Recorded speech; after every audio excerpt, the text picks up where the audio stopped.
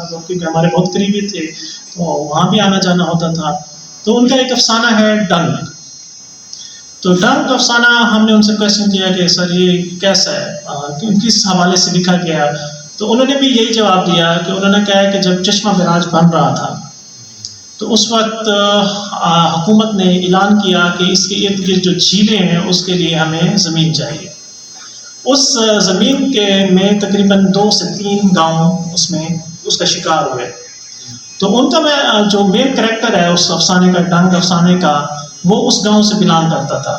ٹھیک ہے, حالانکہ حکومت نے ان کو میز کے پلیس کر دیا, بہت اچھی جگہ دی, کالونیاں بنا کے دی, ان کو وہاں پہ شفٹ کیا, لیکن وہ جو کردار ہے وہ ساری زندگی اپنے گاؤں کے ارد گرد گھومتا رہتا ہے, جو پورا گاؤں اس جھیل کا حصہ بن چکا ہے.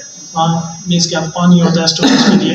تو اس طرح کی جب سچویشنز ہوتی ہیں, چاہے وہ عام بندے کے ساتھ ہو یا ادیبوں کے ساتھ, تو پھر شناخت کے بحران پیدا ہوتا ہے. اور اس لیے ابھی تک ہمارے ہیں, اور پھر پوسٹ 9/11 کے بعد جو ہیں بہت سے افسانے جو ہیں 21ویں صدی کے, وہ اسی شناخت کے بحران کا اس میں شناخت کا بحران واضح طور پہ نظر آتا ہے.